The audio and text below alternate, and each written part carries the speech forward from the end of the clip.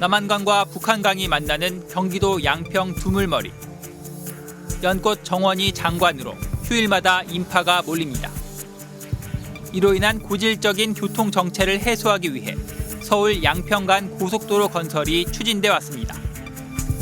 당초 계획은 경기도 하남시 가밀동에서 양평군 양서면까지 왕복 4차로 27km 구간. 그런데 윤석열 정부가 출범한 직후인 지난 2023년 5월 돌연 종점이 양서면에서 강상면으로 변경됐습니다.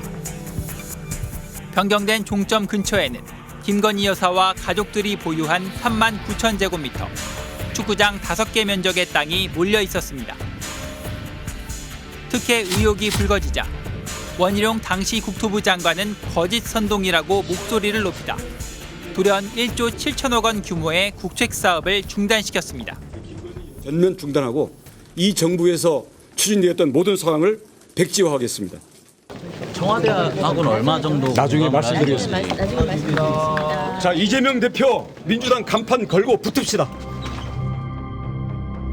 그리고 1년 6개월 뒤 국토부 자체 감사 결과는 의혹에 다시 불을 지폈습니다.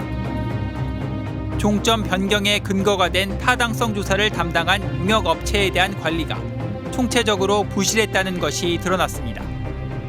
용역업체가 경제 타당성 분석과 종합평가 등을 이행하지 않았는데도 18억 6천만 원 상당의 용역 대금을 전액 지급했습니다. 무엇보다 당시 국회에 자료를 제출하면서 종점 변경과 관련한 핵심 자료 4페이지를 고의로 누락한 사실도 확인됐습니다. 그냥 보기엔 과실이지만 이거는 발주처와 그다음에 연구를 수행하는 이제 업체와의 어떤 유착의 관계가 지금 사실 보여지는 거고, 누락된 거에는 사실은 종점 변경과 관련된 내용이 들어가 있기 때문에 그것이 조기에 밝혀지게 되면은 그 문서 타고 이제 다른 또 뭐 회의나 문서로 또 국회의원들이 타고 넘어갈 수가 있기 때문에 그런 거를 사전에 예방하고자 이제 그렇게 했을 거라고 이제 생각되죠. 결과는 담당 공무원 등 7명에 대한 징계 처분 권고. 하지만 절차적 문제만 살핀 감사이기 때문에 누가 왜 노선 변경 검토를 지시했는지와 같은 핵심 의혹은 밝혀지지 않았습니다. 이런 의혹을 밝힐 직권 남용 혐의로 고발된 원희룡 전 장관에 대한 수사가 진행되고 있다는 소식은 들리지 않고 있습니다. 강력한 중력을 가지고 있던 권력이 붕괴가 시작이 되면요, 블랙홀이 됩니다. 그 안으로 많은 것들이 빨려 들어가게 되죠. 어찌 보면은 지금은 조사를 해도 감사를 해도 고발을 해도 제대로 이루어지지 않았던 것들이 굉장히 명확하고 빠르게 검증될 가능성이 좀 높다고 생각을 합니다. 윤 대통령과 김 여사를 둘러싼 의혹은 이뿐만이 아닙니다. 김 여사가 최재형 목사로부터 명품 가방을 받은 이른바 디올백 사건. 대통령이나 대통령 부인이 어느 누구한테도 이렇게 박절하게 대하기는 참 어렵습니다. 이원석 당시 검찰총장이 철저하고 신속한 수사를 지시한 지 11일 만에 관련 수사를 담당하던 서울중앙지검 지휘부가 전격 교체됐습니다. 이른바 총장 패싱 인사라는 해석이 나왔습니다. 어제 단행된 검사장 인사는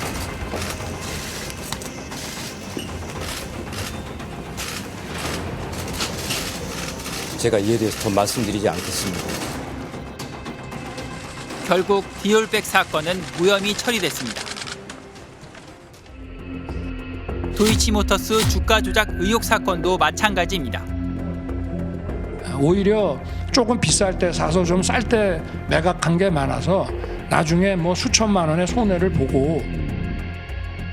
윤 대통령의 해명과 달리 김 여사와 어머니 최은순 씨가 23억 원의 이익을 봤다는 분석 결과도 나왔지만 출장 조사 논란 끝에 검찰은 김 여사를 무혐의 처분했습니다. 시세 조정 범행을 인식 또는 예견하면서 계좌 관리를 위탁하거나 직접 주식 거래를 하였다고 보기 어려워 봐주기 수사를 했다는 의혹을 받는 검사 3명에 대한 탄핵안이 재판관 전원 일치로 기각되기는 했지만 헌법재판소는 증거를 수집하기 위해 적절히 수사했거나 수사를 지휘 감독했는지 다소 의문이 있다고 판단했습니다. 김건희에게 공동 가공의 의사가 있었는지, 정범이 시세 조종 행위를 한다는 사실을 인식하였는지 여부를 확인하기 위해 김건희의 문자나 메신저 내용, PC 기록 등을 확보할 필요가 있었음에도 불구하고 젊은 해병대원의 안타까운 죽음을 규명하려 한 수사에 대한 외압 의혹. 이른바 VIP 경로설도 있습니다. 윤 대통령이 당시 무리한 수중수색의 책임자로 지목된 임성근 사단장을 업무상 과실치사 혐의로 경찰에 이첩한다는 보고를 받고 이런 일로 사단장을 처벌하면 누가 사단장을 할 수 있냐며 화를 냈다는 의혹입니다. 군 관련해서 화를 이것보다 더 낸 적이 없다. 가장 경로했다면서 바로 국방부 장관 연락해야 되는 막 꽝꽝꽝꽝 했다고 하길래 정확히 물어 사령관 그 VIP가 얘기한 거 맞냐 고개를 끄덕끄덕 하시더라고. 김 여사와 함께 도이치모터스 주가 조작 사건에 연루됐던 이종호 전 블랙펄 인베스트 대표가 임 사단장 구명에 나섰다는 의혹도 제기됐습니다. 임성근이 만나기로 했는데 이건 문제가 되니까 사표 낸다 그래가지고 내가 못 하겠거든. 그래서 내가 VIP한테 얘기할 테니까 사표 내지 마라.